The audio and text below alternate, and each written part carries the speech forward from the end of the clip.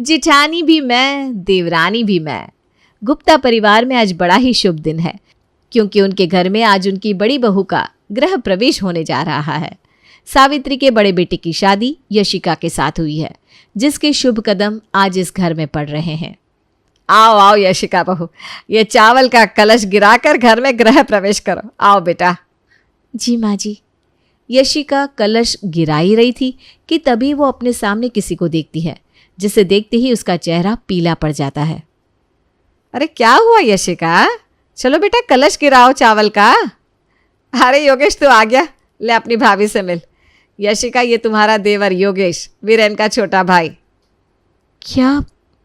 हाँ बहू, ये शादी के वक्त कंपनी के काम से शहर में नहीं था, इसलिए तुमने इसे देखा नहीं होगा। योगेश चल अब बीच से हट, अपनी भाभी को गृह प्रवेश करने दे। जी भैया, मैं बीच से हट जाता हूँ।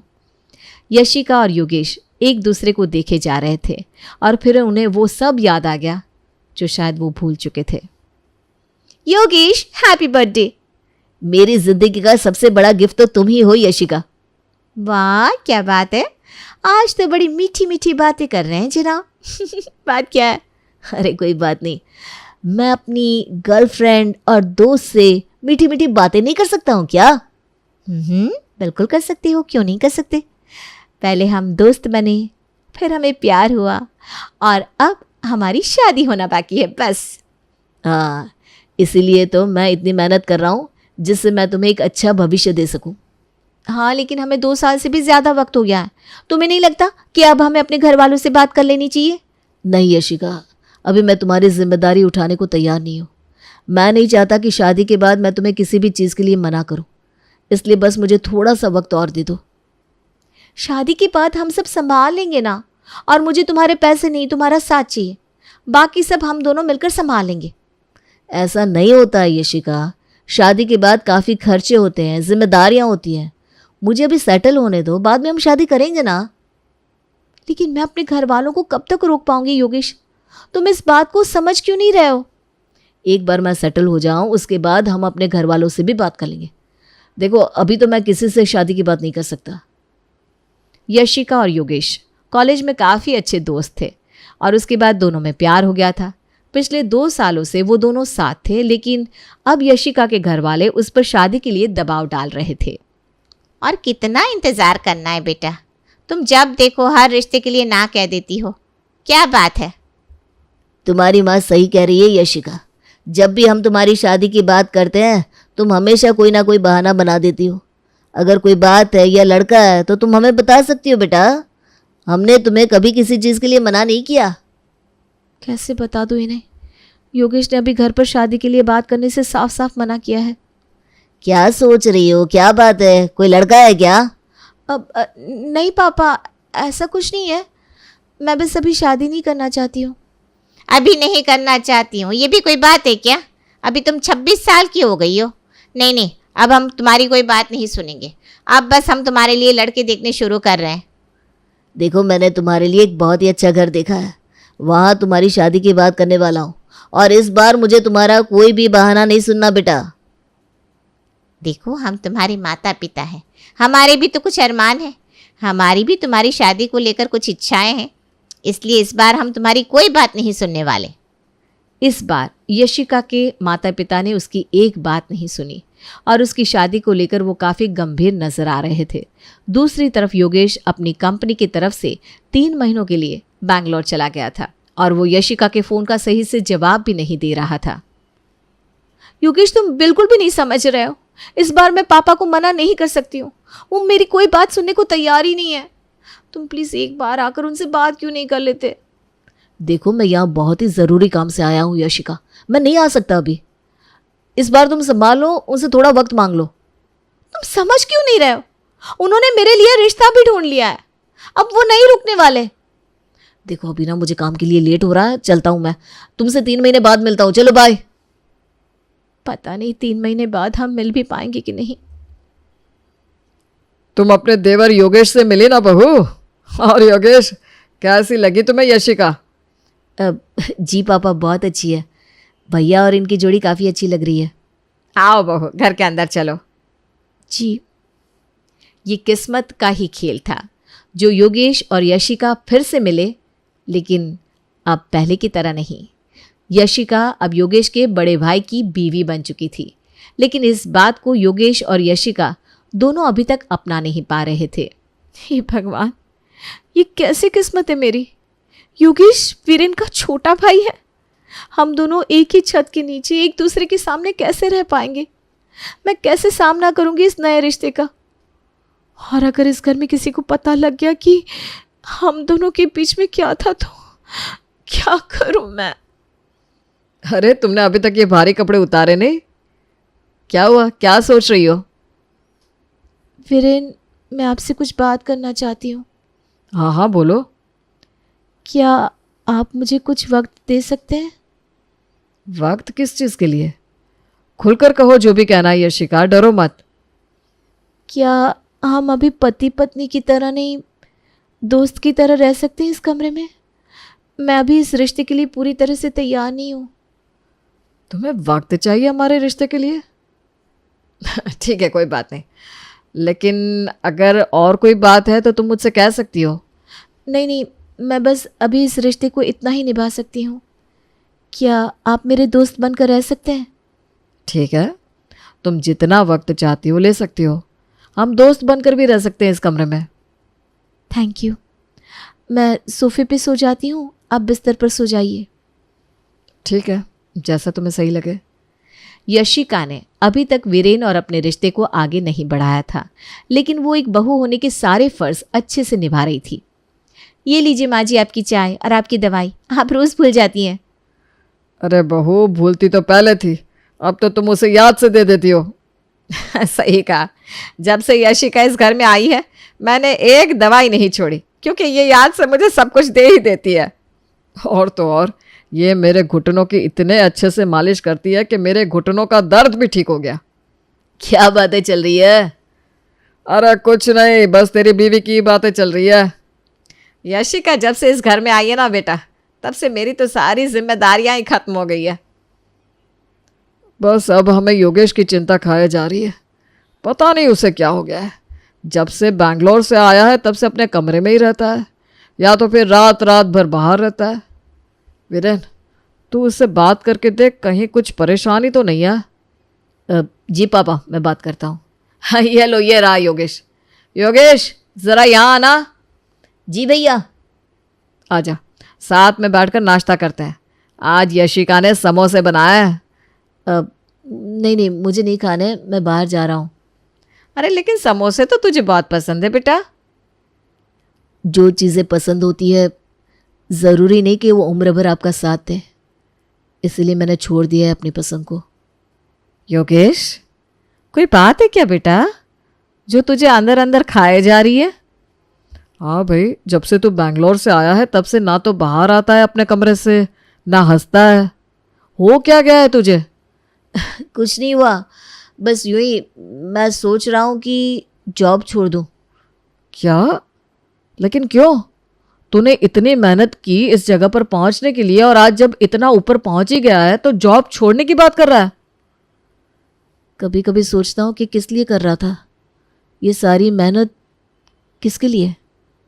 अब कोई कारण ही नहीं है कि जिसके लिए मैं मेहनत करूँ, सेटल हूँ। योगेश मेरी बात सुन। पर योगेश बिना कुछ कहे वहाँ से चला जाता है। उसकी इस हरकत से और बातों से उसके घर वाले काफ़ी परेशान हो जाते हैं। उन्हें समझ में नहीं आता कि आखिर योगेश ये सब कर क्यों रहा है। अरे इससे क्या हो गया भाई? अरे पता नहीं, अजीब सी बातें कर रहा है। दोस्तों के साथ रात रात भर बाहर रहता है और अब नौकरी छोड़ने की बात कर रहा है। पिछले 2 साल से तो मुझे आगे बढ़ना है, कुछ बनना है, सेटल होना है, ऐसी बातें करता था। अब क्या हो गया इसे? योगेश की हालत को देखकर यशिका भी काफ़ी दुखी थी। वो योगेश से बात करना चाहती थी, इसलिए जब रात को सब लोग सो गए तो वो योगेश के घर आने का इंतज़ार करने लगी। योगेश सुनो ना। अरे तुम यहाँ क्या कर रही हो? क्यों कर रहे हो ये सब? मैं जो भी करूँ अब तुम्हें क्या? तुमने तो शादी कर ली ना, वो भी मेरे बड़े भाई से। अब जिंदगी भर तुम मेरे सामने रहोगी मेरे भाई की पत्नी बनकर। मुझे नहीं पता था कि वीरेन तुम्हारा भाई है। मैंने माँ पापा को बहुत समझाया, लेकिन वो कुछ भी सुनने को तैयार नहीं थे। मैंने तुमसे कितना कहा कि एक बार बात कर लो, लेकिन तुमने भी मेरी नहीं सुनी। मैं बेंगलोर हमारे लिए गया था यशिका। मैं वहां से लौटकर हमारी शादी की बात करने ही वाला था, लेकिन मुझे क्या पता था यहां आकर मुझे कुछ और ही देखने को मिलेगा। लेकिन अब जो हो गया हम उसे बदल तो नहीं सकते। तुम भी आगे बढ़ो अपनी जिंदगी में। अच्छा, तुम आगे बढ़ गई हो? मैंने देखा है तुम सोफे पे सोती हो और भाई बिस्तर पर। तुम आज भी मुझसे ही प्यार करती हो, है ना? योगेश चुप करो, ऐसी बातें मत करो। ठीक है, तो तुम्हें भी मेरी जिंदगी में दखल देने की कोई जरूरत नहीं है। योगेश इतना सब कहकर चला जाता है, लेकिन योगेश और यशिका की बातें सावित्री सुन लेती है और उसे बहुत गुस्सा आता है यशिका पर। वो यशिका के सामने आ जाती है। मैंने कभी सपने में भी नहीं सोचा था कि तू ऐसी लड़की होगी। मेरे दोनों बेटों की जिंदगी खराब कर दी तूने। नहीं माँ जी, मुझे सच में नहीं पता था कि वीरेन और योगेश भाई है। मुझे तेरी किसी भी बात पर विश्वास नहीं है। मैं साफ साफ कह देती हूं कि योगेश से दूर रहना, और अगर वीरेन को इस बात का पता चला तो मैं तुझे कभी माफ नहीं करूंगी। सावित्री का प्यार अब नफरत में बदल गया था, जिस वजह से अब वो यशिका पर अत्याचार करने लगी थी। उसने घर से कामवाली को निकाल दिया और सारा काम अब यशिका से करवाने लगी थी। और यशिका भी चुपचाप उसकी बात मान रही थी, यही सोचकर कि उसकी वजह से इस परिवार की खुशियों को नजर लगी है। अभी तक ये कपड़े धुले नहीं? ये ले और कपड़े, और हाथ को थोड़ा जल्दी चला, बाकी काम भी पड़े हैं। जी माँ जी। सावित्री अब यशिका से घर का सारा काम करवाती और बदले की आग में वो अब इंसानियत भी भूलने लगी थी। अभी तक रसोई को साफ नहीं किया? नहीं माँ जी, बस कर ही रही थी। मैं खाना खा लूं? कोई जरूरत नहीं है खाना खाने की। पहले रसोई साफ कर, ये बर्तन साफ कर, और जल्दी कर। जब से इस घर में आई है बस खाना पीना सोना चाहिए। पता नहीं कहां से ले आए हैं इसे। मेरी तो किस्मत ही खराब है। जल्दी कर, अब मेरा मुंह मत देख। जी माँ जी। यशिका ने वीरेन से इस बारे में कुछ नहीं कहा, लेकिन योगेश अपनी माँ को यशिका के ऊपर अत्याचार करते हुए देख चुका था। उससे यशिका की यह हालत देखी नहीं जा रही थी। पूरा आंगन अच्छे से साफ कर। ये क्या धीरे धीरे हाथ चला रही है? माँ, इतनी धूप है और इतनी धूप में तुम यशिका से आंगन साफ करवा रही हो? उसकी हालत तो देखो गर्मी के कारण कैसी हो गई है। जितने दुख उसने तुझे दिए है ना, उसके आगे ये कुछ भी नहीं है। माँ, उसने कुछ नहीं किया, आप उसे कसूरवार क्यों समझ रही हैं? अरे चुप कर तू। इसकी फितरत मैं अच्छे से समझ रही हूं। ये जिठानी और देवरानी दोनों बनना चाहती है। जेठानी देवरानी दोनों बनना चाहती है? इसका मतलब क्या हुआ माँ? अरे ये लड़की जितनी सीधी दिखती है ना उतनी है नहीं। इसने योगेश को फंसाया था शादी के पहले, फिर तुझसे शादी कर ली। ये जो योगेश की हालत है ना, ये सब इसकी वजह से है। प्लीज माँ जी, मुझ पर ऐसा आरोप मत लगाइए प्लीज। बस माँ, अब एक और लफ्ज नहीं सुनूंगा यशिका के खिलाफ। यह सच है कि यशिका और मैं एक दूसरे से 2 साल से प्यार करते थे, और यशिका ने तो कई बार मुझसे शादी की बात करने को कहा था, लेकिन मैं ही उससे कहता रहा कि मुझे अभी सेटल होना है। उसने बहुत कोशिश की अपने माता पिता को समझाने की, लेकिन मैं ही वक्त पर वहां नहीं जा पाया। और उसे तो पता भी नहीं था कि वीरेन मेरे बड़े भाई हैं, इसलिए यशिका को कसूरवार कहना बंद करिए। वीरेन, मैं आपको सब कुछ सच सच बताना चाहती थी, लेकिन माँ जी ने कहा था कि आपको कुछ पता नहीं लगना चाहिए, इसलिए मैं चुप रही। तुम दोनों एक दूसरे से इतना प्यार करते हो कि योगेश की जिंदगी तुम्हारे जाने के बाद बिखर सी गई, और यशिका भी अपनी नई जिंदगी में आगे नहीं बढ़ पा रही है। इसलिए आज मैं एक फैसला लेता हूं। मैं यशिका का हाथ योगेश के हाथ में देता हूं। वीरेन, लेकिन बेटा तेरा क्या होगा फिर? माँ, ऐसे रिश्ते में मैं कभी खुश नहीं रह सकता जहां यशिका का दिल किसी और के लिए फिक्रमंद हो। इससे तो हम 3 जिंदगियां बर्बाद कर देंगे। इसलिए यशिका की शादी हम योगेश से करवाएंगे। मुझे माफ कर दीजिए वीरेन। तुम दोनों को माफी मांगने की कोई जरूरत नहीं है। बस तुम दोनों एक साथ खुश रहो, यही मेरी इच्छा और दुआ भी है। शांति और मीना 2 जुड़वा बहनें थी, दिखने में एक सी। दोनों के बीच बहुत प्यार था। दोनों हर बात को शेयर करती। एक रोज शांति कॉलेज जा रही थी कि रास्ते में उसे रवि मिलता है। हाय शांति, कैसी हो तुम? इस नीले रंग के सूट में बहुत प्यारी लग रही हो। चलो ना कहीं घूमने चलते हैं। शांति को भी रवि अच्छा लगता था। वो उसके साथ घूमने चली जाती है। शाम को वो मीना को सारी बात बताती है। अरे वाह शांति, क्या बात है। लड़का अच्छा है तो तुम्हारे मम्मी पापा भी मना नहीं करेंगे। अच्छी बात है, मैं तुम्हारे लिए बहुत खुश हूँ। कुछ दिन बीत जाते हैं और एक दिन मीना बाजार जाती है जहाँ उसे रवि मिलता है। अरे शांति, कहाँ जा रही हो? तुमने मुझे बताया नहीं कि तुम मार्केट में आ रही हो। मीना का मन करता है कि वो रवि से मजाक करे। हाँ वो क्या है ना, अचानक से आना हुआ इसलिए। अच्छा तुम ये बताओ, तुम यहाँ कैसे? मैं घर के लिए मिठाई लेने आया था। और वो लड़की जो तुम्हारे साथ है वो कौन है? मेरे साथ? वो मेरी सहेली। नहीं, मेरी बहन है। अच्छा चलता हूँ, फिर बात करेंगे। मीना को रवि का व्यवहार ठीक नहीं लगता। वो घर आकर शांति को सारी बात बता देती है। नहीं मीना, तुझे गलत फहमी हुई होगी, वो ऐसा नहीं है। खैर छोड़, कोई बात नहीं, तू मेरी बहन है, मेरा भला ही सोचती है। बात आई गई हो जाती है। शांति अब रवि से घर में शादी की बात करने की जिद करती है। अब हाँ, मेरा ना बस एक बिजनेस का काम बाकी है, वो जैसे ही ठीक बैठ जाता है मैं खुद तुम्हारे घर आऊंगा। ठीक है, कोई बात नहीं। घर में रिश्ते आ रहे हैं तो मैंने सोचा, पर अब मैं मना कर देती हूँ। पापा को कह दूंगी कि मुझे शादी नहीं करनी। अगले रोज। बेटा शांति, वैसे तो तुम दोनों जुड़वाई ही हो, लेकिन फिर भी तू बड़ी है। मैंने तेरी शादी के लिए 2-3 लड़के देखे हैं, तू मिल ले, जो ठीक लगे उससे तेरी शादी करवा देंगे। पापा आप पहले मीना की शादी कर दीजिए ना, क्योंकि मैं अभी शादी नहीं करना चाहती हूँ। जैसी तेरी मर्जी, लेकिन जल्द ही मैं तेरी भी शादी करवा दूंगा, समझी? शांति पापा की बात मान जाती है और अमर से मीना की शादी हो जाती है। शादी के 1 साल बाद। अरे शांति, क्या बात है बेटा, जितने रिश्ते दिखाओ तुम मना ही कर देती हो। पापा वो मेरा ये एमए पूरा हो जाए फिर मैं शादी कर लूंगी। शांति रवि को फोन करके पापा की बात बताती है। अब तो रवि शांति से गलत लहजे में बात करना शुरू कर देता है। क्या शांति यार, ये शादी लगा रखा है तुम्हारे पापा ने। ये तो सोचो कि जब मैं सेटल ही नहीं होऊंगा तो कैसे तुम्हें पालूंगा। देखो आज के बाद ना मुझे तुमसे बात ही नहीं करनी। शांति रवि की बात सुनकर परेशान हो जाती है। वो उससे मिलने उसके घर जाती है, जहाँ कोई औरत दरवाजा खोलती है। नमस्ते, मैं रवि की दोस्त हूँ शांति। उसने मेरे बारे में घर पर बताया ही होगा। दरअसल ना हम लोगों के बीच किसी बात को लेकर लड़ाई हो गई है, मैं उससे माफी मांगने आई हूँ।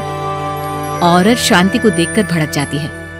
कैसी बात कर रही हो? ये तो सो रहे हैं और इन्होंने तो मुझे तुम्हारे बारे में कुछ नहीं बताया। दरवाजे पर आवाज सुनकर रवि बाहर आता है। सामने खड़ी शांति को देखकर वो दंग रह जाता है। अरे रवि, क्यों जरा सी बात पर गुस्सा हो जाते हो? मैं माँ पापा से बात करती हूँ ना, तुम टेंशन मत लो। ये क्या बोल रही है रवि? कौन है ये? रवि, ये कौन है? ये मेरी बीवी है और मैं किसी शांति को नहीं जानता। शादी तो दूर की बात, अभी 2 महीने पहले ही मेरी शादी रीना से हुई है। प्लीज यहाँ से जाओ, तमाशा मत करो। शांति को तो मानो पैर के नीचे से जमीन ही खिसक जाती है। ओह सॉरी, तो वो ये रवि नहीं है, मुझसे गलती हो गई। शांति वहां से चली जाती है। एक मंदिर में बैठकर रोने लगती है। तभी उसकी बहन मीना वहां जाती है। क्या हो गया शांति, तुम क्यों रो रही हो? शांति मीना को सारी बात बता देती है। मैंने पहले ही कहा था कि वो लड़का ठीक नहीं है। खैर कोई बात नहीं, जो हुआ सो हुआ, अब घर चलते हैं। मीना और शांति दोनों घर की तरफ जा रहे थे कि उन्हें रवि फिर एक लड़की के साथ दिखाई देता है। देखो शांति, वो फिर किसी और को घुमा रहा है। जाने दो ना मीना, हम लोगों को क्या करना है, हमारे सामने सच्चाई आ गई है। नहीं शांति, ये गलत है। ऐसे वो हर लड़की को परेशान नहीं कर सकता। हम लोगों को उसे सबक सिखाना ही पड़ेगा। देख ले मीना, तुझे जो करना है कर। माँ पापा का नाम बीच में नहीं आना चाहिए। मैं घर जा रही हूँ, वैसे भी मुझे अच्छा नहीं लग रहा है। शांति घर चली जाती है, लेकिन मीना रवि का पीछा करती है और फिर रवि के जाने के बाद उस लड़की से कहती है, सुनो, मेरा नाम मीना है। तुम इस लड़की को कैसे जानती हो? ये मेरा बॉयफ्रेंड है, हम लोग शादी करने वाले हैं। मीना को ये सुनकर हैरानी होती है। अरे लेकिन वो तो पहले ही शादीशुदा है। अरे नहीं, उसकी शादी नहीं हुई है, आपको कोई गलतफहमी हुई है।